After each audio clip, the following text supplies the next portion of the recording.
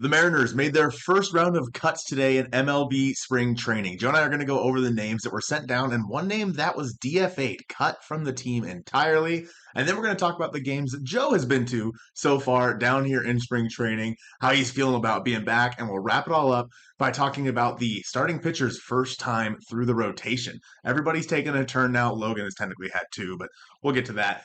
And yeah, we're just going to go from there. I am quite literally here with Joe. This is the Hit It Here podcast, episode 170. And bear with me here. This is the Scott, Landon, Byron, Rory, Hayden, and his dad, other Scott, Ryan, Cho, Jordan, Kayla, and Will episode of the podcast, along with the Halama family as well. A bunch of folks we've run into down here so far in spring training, and a couple of guys named Lyle and TJ. I think they do like some sort of podcast as well. I'm not sure. But Joe, welcome back to spring training. We're literally here in person Yep. recording episode 170. How are we feeling? I'm feeling good. I think when we first walked into the Peoria Sports Complex or into the backfield, you said, "Welcome back, Joe's Ball. Welcome back," and it feels good. First time since 2020, Hmm. so it's been a minute under better circumstances now, and it's exciting. I mean, yesterday, backfields game today, backfields game tomorrow, backfield there's routine. I'm a little bit slower than you on the jump, but that's okay. I've been doing it for a week. You've been doing it for a week. I'm not quite acclimated, but It took me a sec. yeah, there's I think the like a normal kind of trajectory of the way things go here, and I don't know. I'm just happy to be a part of it. Happy to join in with you, along for the ride. But Colton, some people will not be continuing with us this spring training. You said there's one released player so far, but also there have been some guys that have been reassigned to minor league camp. And even if that's the case, some of these guys, if you watched the game against the Rockies, I don't know if they actually could watch it. It probably wasn't available. I don't know, actually. It's a great question. Let us know in the comments down below if this game was blacked out or not. Doesn't really matter. But some of these guys that were reassigned to minor league camp actually participated, pitched, played in the game on Sunday. But Colton, there are some names that have been moved. Who are they? Yeah, the first one, let's talk about the catchers here. And Josh Karen and Connor Charping have both been sent down to minor league camp, which isn't that surprising. I think both guys didn't have a shot, at making the big league club. They were just there to be a part of big league spring training for a little bit. So cool. Tyler Cleveland is another guy who got sent down. He participated in today's game. Peyton Alford also got sent down, participated in today's game, so he'll be back with minor league camp. And then Hunter Cranton, who that one hurts me a little bit because I really want Hunter Cranton to be good and I want him to be in the bullpen in 2025. But alas, I mean, it makes sense that he's not going to start the season with the Mariners, but I think he could be up at some point this year. But Joe, one very large man, Probably the largest man in camp. was released today. Who was that? Darius Valdez. A lot of people, I mean, Kick Dirt Baseball has posted some great videos about him and just like threads about him on Twitter, just kind of breaking down what his stuff could have been. But Mariners released him. I don't know fully his stats, like if he pitched, how well he pitched. No idea. I really don't know off the top of my head. It's a makeshift kind of situation we got going on here. But he was released, meaning Mariners don't really value what potential he does have. They view where they're at with the arms in the pile because Valdez was a pile guy. That they still value other arms ahead of him, even if a guy like Hagen Danner did give up 5 runs today and blew the game wide open. But we'll get to that later. We'll see if Hagen Danner hangs around the major league camp for how much longer. Hagen's around. We're not hanging the Danner anymore. But like you said, Peyton Alford, he got moved to minor league camp. He came in for relief of Hagen Danner today. Tyler Cleveland was the first pitcher out of the bullpen, I think, for the Mariners after Gilbert pitched today. So just because these guys are reassigned to minor league camp doesn't mean that they're done as far as like appearing in spring training games is concerned. I know our guy Landon was a big Josh Karen guy, and he was very heartbroken, very emotional moment once we told him this morning that Karen had been reassigned to minor league camp. But you think about the guys ahead of him, obviously Cal, Harry Ford, Mitch Garver. I think Raposo probably just has. I mean, Karen, yeah, Blake Hunt, Jacob. I mean, Nottingham's still there. Like there's guys ahead of him in the depth chart for good reason. It's just Karen was likely there to get some reps, kind of hang around with the big dogs for a bit, and now he's going to go get even more reps down in minor league camp as probably the premier guy back there, just on the field, getting BP, getting reps with pitchers, etc. But this is like a very standard, I think, first wave of roster reassignment, roster moves, expect more. I mean, do you think like what, once per week? Probably something like Something that. like Yeah. that. It's like check back in next Sunday kind of a situation where we'll probably be talking about this again on the podcast for Monday on the 10th. But regardless, it's not a bad thing. Some of it's good. Some I don't know. It's just it's all neutral. Spring training. That's a lot of what the news is. It's usually a lot of neutral ground stuff because a lot of the times the games and the stats don't necessarily matter. It's about certain aspects, certain little pinpoint data points that you can take from them. Like game 1 that I attended. I would like to wait for a second How so? and mention the Mariners did sign Seth Martinez. Oh, right. And added to the 40-man roster by putting Jackson Kowar on the 60-day injured list. Another reliever, another guy to add to the pile. Where was he at last year? He was with the Astros in the first half. Okay, yeah. So we'll see. I mean, I don't really know a whole lot about Seth Martinez, if I'm being honest with you, but it's another guy added to the pile. I can't really complain. Obviously, they got rid of Darius Valdez. So, sure, I think that if they were to release a guy like Valdez, they go and get a guy to add to the pile. Great. If it works out for them, great. If not, he'll be released by the end of spring and we'll forget this ever happened. He was most recently with the Marlins, and something to note, he is a guy that can go multiple innings out of the pen. Seth Martinez, it's not just a one and done kind of guy. He can go multiple innings. I kind of forgot that happened. There was something else that was more prevalent on my mind. I'm surprised it wasn't on yours as well. The 18-9 game against the White Sox, that was my first game of spring training I've attended in 5 years, was the worst spring training game I've ever attended up until the 9th inning. There was nothing really good to take from the beginning of that game. We were getting absolutely rinsed by the Chicago White Sox of all teams, the Josh Rojas revenge arc. But your guy in camp, your favorite prospect, pound the drum, Lazaro Montes flicked like a B swing type swing, a pitch that no one should have hit out, a blast, a monster home run, just on a swing that should not result in that kind of output. When you look at stats, you're not going to think back to the 18-9 loss and be like, oh, they lost 18-9, blah, blah, blah. You're going to remember moments like that. Or Fallon Celestin getting down early 0-2 in a count, working it back, and then ripping a double into the gap in that same bottom of the ninth. The bottom of the ninth was the inning to pay attention to in that first game that I attended.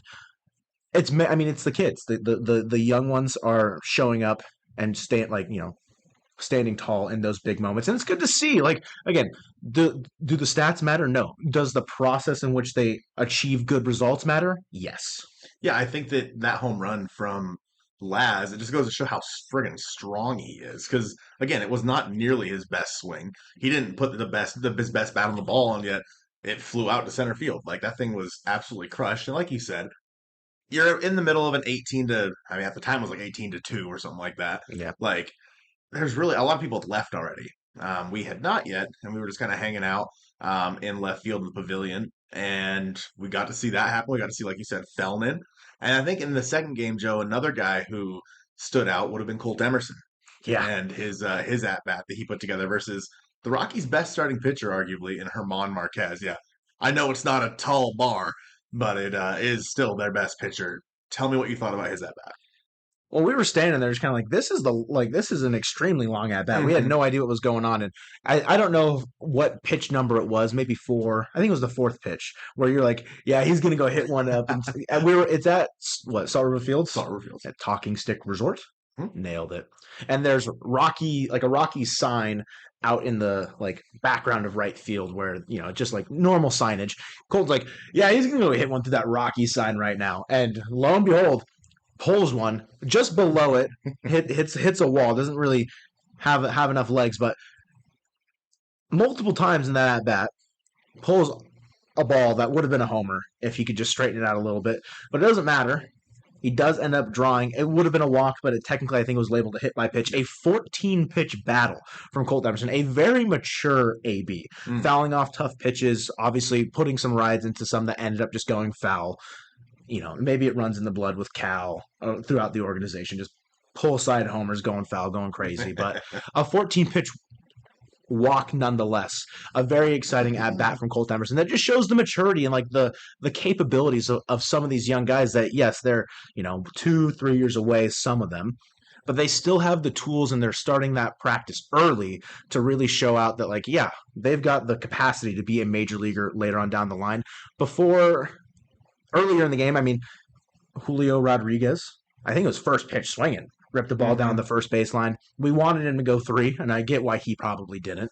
But he only played in, I think, Two ABs. Yep. The 2 ABs, 3 innings, I think, in this one because he played 6 innings the game before. So, yeah, Dan Wilson's definitely managing the team differently in spring so far, allowing the starters, like in the position players, the fielders, to go a little bit longer.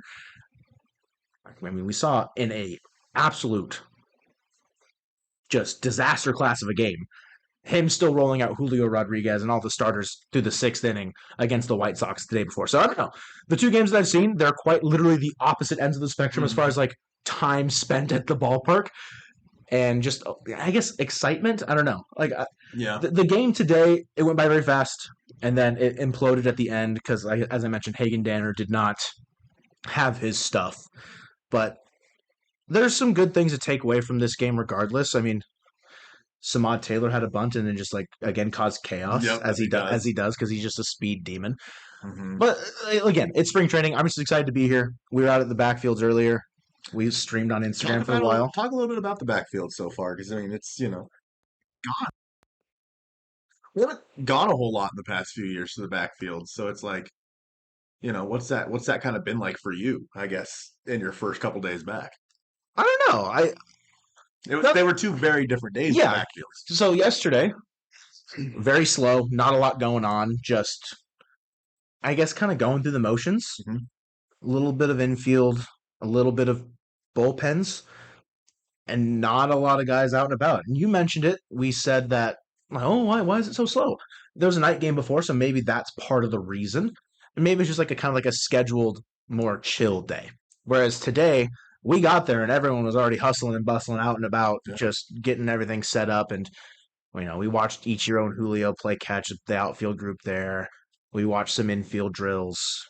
Obviously, we streamed on Instagram for probably, like an hour? Yeah, make sure to follow us on Instagram at Mojo Mariner because we've been doing a lot of, like, batting practice streams and whatnot since we've been down here. So, yeah, if you want to, hear the crack of the bat and maybe hear some really stupid banter between the 2 of us, be sure to follow us on Instagram. That is definitely the place to go. As Ian so rightfully noted, we're not there. They're not there to watch BP. They're there to hear me hum and, make guitar riff sounds with, along with the music that the Mariners are playing during the BP. But no, BP session was good. Mitch Haniger looked great. Didn't look great in the game today, but during BP, he looked amazing. Had probably the best round out of any of the players that we saw. All 5 pitches he hit out to left that would have gone into the cantina in T-Mobile without a doubt in my mind. Garver probably had the hardest or the furthest hit ball all day. Like from BP, I swear it had to have gone 450. Oh yeah, an absolute tank. But backfields are super fun. If you're down in Peoria or have a chance to come down here, it's definitely an experience just to like kind of take it all in. Whether or not you're our age and you don't really have the capacity to, I guess, warrant to get autographs and signatures anymore, or if you have a kid or a cousin, a nephew, whatever, it doesn't matter. Yeah, there's something for everybody, right? And I think that's the coolest part, just like an experience overall that people should enjoy or at least get to experience every once in a while. Yeah, I think the backfield is my favorite part of spring training. It's like you get to see the guys up close and personal. I was literally walking to go to the bathroom, and I was like shoulder to shoulder with Taylor Saucedo, Big Sauce. Big Sauce. Didn't know what he was doing. What are you doing? What are you doing? But I was just walking shoulder to shoulder with him for a second, then he cut off to go to the field. It's like, it's just wild, man. You get to hear the guys talking to each other. We got to see Mike Cameron do some weird stuff out there in right field today, which was funny. And you just run into people, and Rick Riss is always walking around the backfield just chatting with fans, which is always so fun. So yeah, the backfield's more of like an intimate setting when you're out there watching the team, so you get to see the guys up close and potentially get some autographs. I mean, they won't always sign, but a lot of times they'll stop to sign for kids, and then occasionally that'll go through. I mean, some people like Laz the other day signed for everyone. He just went through and walked up and down the line, which was cool. So Donovan Solano, similar thing. So yeah, I think the backfields are definitely one of my favorite parts. But one thing we see on the backfield is a lot of bullpens, and this is a really good transition. And the starting pitchers so far have made, each of them have made 1 start. Logan has made 2, And in Logan's first start, it was against the Brewers in Maryvale at American Family Fields. He went 1 inning pitched, 1 hit, 2 earned runs, 2 walks with 3 strikeouts. His command wasn't quite there, obviously, again, with the 2 walks, but overall, Logan in his first outing, just the 1 inning pitch, he did reach his pitch count. So it was what it was. Game 1 for Logan, not the best, but not the worst that we've seen him. In game 2, Luis Castillo went 1 2/3 with 2 hits, 1 walk, and 1 strikeout. Didn't give up any earned runs. This was against the Dodgers in Camelback. And so, yeah, Luis looked really good. Joe, tell us about game 3. Are these like all in sequential order? Like Yes. this is like the third game of spring training where George Kirby went 1 inning, give up 0 hits, 1 earned, 2 walks, and 1 strikeout? I mean, from starting with when the starters actually started pitching, yes, not like Jonathan Diaz. Sure. Like, I don't care about his stats. Yeah, there's games that, split squad or, skipping a day in the rotation kind of a situation. Because spring, it's all about getting reps. Obviously, they're throwing bullpens pretty frequently. So if you're wondering how certain relievers are doing, I mean, Logan Evans, a guy that we were kind of looking out for to see how he'd do in spring, has been pretty unlucky, but also has not pitched, exceptionally well. Unfortunate for him. I don't know. There's guys that you're going to look at and be like, oh, that's not going exceptionally well for them. And some of them are going to be on the older side that they're the pile guys that aren't going to have a chance to continue to pitch.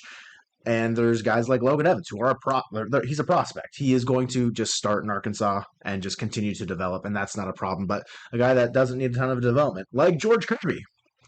1 inning, pretty standard stuff, He does walk 2. Yeah, led the game off with 2 straight walks. So Yeah, maybe just couldn't find his footing. But I think you hear and see it all over social media about the pitchers tinkering with new pitches, like Logan with the big Mike curveball, Bryce Miller adding a cutter. I mean, they're all continuously adding to the repertoire to try and get better and just have more weapons, more arsenals, more put-out pitches. We saw Munoz debuting the kick change in bullpens, and Bryan Woo's reaction to that. I think Divish posted, and he's just like laughing because it's like it seems like the most ridiculous thing, but I don't think he's thrown it when he made his appearance against the White Sox. Yeah, I don't think. As rumor has it, he didn't throw it. So it's neither here nor there whether these guys will debut some of these pitches, but I know Miller did debut his cutter in his start against the Giants, where he went 1 2/3, didn't give up a hit, didn't give up any earned runs. He did strike out 1. No, he walked 1, struck out 3. Whether or not a strikeout was on the cutter, I don't actually know. I think he threw 3, it said, according to StatCast. But, I mean, that's pretty solid from Bryce. The velocity on Bryce in that start was up, I think, 2 miles an hour from last year. So whether or not he's feeling loose already, and it's just February at that time that he made this start going into March, that could be a good sign for Bryce long term. If that velo's playing up, the fastball's going to ride even higher into the zone and have that plane at an even faster velocity. But there's one more of the standard rotation turn here, and it's Bryan Woo. What did he do against the Padres? Yeah, just 1 2/3. That's it. No hits, no earned runs, no walks, no strikeouts. So it was a pretty. I mean, that game ended 2-1, and other Luis Castillo pitched in that game as well. But Bryan Woo just reached his pitch count, which is why they pulled him after 1 2/3. It's not like he had any guys on or anything like that. But yeah, Woo looked pretty standard. I mean, first time through the rotation, I think for a lot of these guys is something a little bit different. But a guy you mentioned the guys are messing around with new pitches. And someone who's doing that is Emerson Hancock, who in his start went 1 2/3 with giving up 2 hits, 2 earned runs, a walk, and 3 strikeouts. Not the prettiest showing from Emerson Hancock, but he did debut his new curveball on this game, which was it's something that he needs desperately. He needs kind of that out pitch to pair with. I mean, he in the past had a pretty elite fastball when he was coming out of college. And because of that, I think that a secondary offering like a curveball for Emerson Hancock is something he could really use, and he said as much. He's been searching for it for years, some sort of out pitch, and he thinks that this is it. He thinks that he found it, and so I mean, it's good to see, man. Hancock obviously not going to crack the starting rotation unless somebody gets injured, but he's a guy that I feel completely fine with if he has to take the ball for a few starts. Like, I don't want him the whole year, but if he has to take the ball for a few starts, I think he'll be totally fine. And the last game, Joe, that we were just at today, tell me about how Logan did. He's cruising. Mm-hmm. I mean, it's against the Rockies. I don't know if the day before the Rockies kind of saw what the White Sox did and they teed off on the Mariners. They wanted to go a little bit easier. But Logan, 2 2/3, no hits, no earned, 1 walk, 2 strikeouts. A pretty clean sheet. He was going for a Maddox at the beginning of the game. I think it was 2 pitches, 2 outs, or maybe 3 pitches, 2 outs. Hard contact, I think, a little bit there to start, but not surprising that hitters are trying to be aggressive in spring training just to kind of get their licks in, but I don't know. Turns to the rotation. I mean, you think like for not to go back, like take a step backwards here, but Hancock, he's made 2 appearances, right? I think the first was a bit better because Oh, you're right. I remember Colby specifically tweeting good things about it. Which, if you guys know Colby from Locked On, he is not the biggest fan of Emerson Hancock. So it was kind of like, who took over his account for the day, whether or not Ty logged in or not. That's neither here nor there. But the second start against, and whether or not, I don't know if he started that game. I don't know if it was like I a don't relief remember. appearance, doesn't No. matter. But against the White Sox, it wasn't as sharp. It was so much so that he exited the game. And then they did the re-ins, like, Right. you can get out, like, you can take a pitcher out and then have them go back out there to start the next inning, I think is how that Yep. works. And it's a very strange occurrence when it happens because you're kind of like, wait, what's going on? This isn't how baseball works.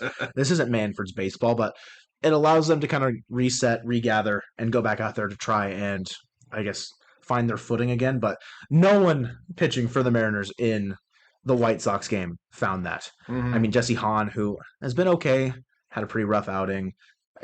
Like, again, Logan Evans had another rough outing, specifically against the Rockies. I mentioned Hagen Danner, not a good outing for him. Like, there's there's going to be a lot of ups and downs for any of the pitchers throughout spring, and you can say the same thing for the hitters. Like, Mhm. it's all about getting reps in. A guy that, I mean, I don't know. Like, we haven't seen anything from Polanco because he's still nursing the injuries. Like, will he be ready for opening day? Who knows? Ben Williamson, how's he? Like, every single day something new is changing. So like as far as like storylines are concerned, like they change. I think kind of like similar to the regular season, like week by week, Mhm. series by series. There's always going to be something new to kind of lock in on and kind of keep tabs on for each specific one. And whenever guys make debuts or when they're making their like I don't know, substituting in, like Laz substituting in against the White Sox, made the most of his opportunities. It's all about making the most of the opportunities that you get in spring training. And I think going forward, thinking about guys in the rotation, you know, how long they stretch out towards the end of spring, like what, 3, 4 innings, or like Mhm. it's. I don't think Dan's gonna have them go. I mean, I mentioned it as a funny joke. If Logan is at 50 pitches through 7, right? You know what I mean? In spring, give him the Maddox Mhm. kind of a thing. We don't want Dan pulling pitchers too early, right, guy? Yeah. Wink. Wink. Yeah, I think. Do you think that the way that the rotation's been set up for so far is indicative of the way it'll be set up for the actual season? Do you think that Logan's going to get the ball on opening day? With the way that it seems like the practice fields have kind of been orchestrated a little bit differently, the way Dan's kind of running the ship, it seems, maybe there's a bit of a shakeup. Hmm. Maybe it is giving the ball to Logan on opening day as maybe a kind, like an olive branch, a kind gesture, an offering to say, like, hey, here's the ball on opening day, sign an extension. Something like that. Or, I don't think Castillo, one, would be someone that would take offense to it either. He Hmm. would probably recognize that Logan had the better year. He's been, I don't know. I don't think it's necessarily super indicative. A lot can change over the span of what, 3 more weeks. No. So whether or not Logan gets the ball on opening day or if it's Castillo, those are the two guys though. I don't think anyone else is going to get it. Barring injuries, knock on wood. But if it's Logan, I won't be upset. If it's Castillo, similarly, I won't be upset.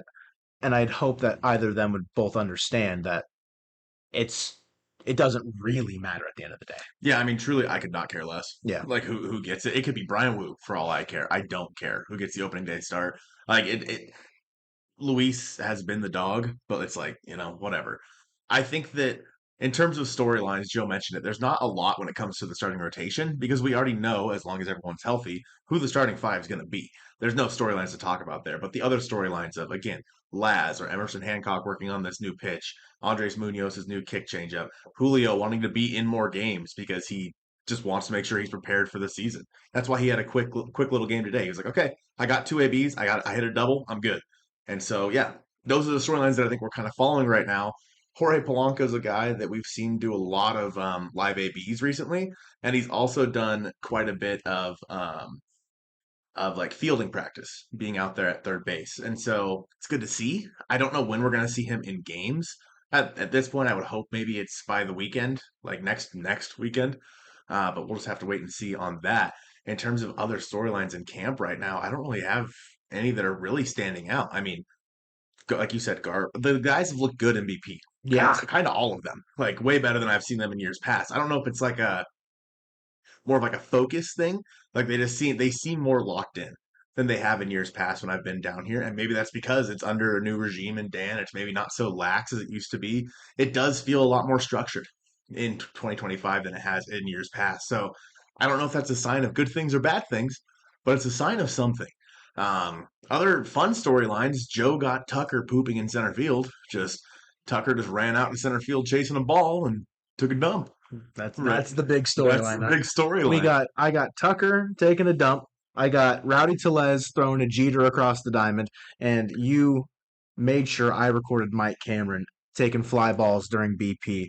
And I don't remember who was batting, but it was kind of like a lazy fly ball out to where Cammy was just kind of positioned, and excuse you, I'm talking, and he sees it off the bat, and he just runs in screaming. There's a video of it on my phone. You'll probably see it at some point if you're watching this, or you follow us on socials. You'll probably see it at some point.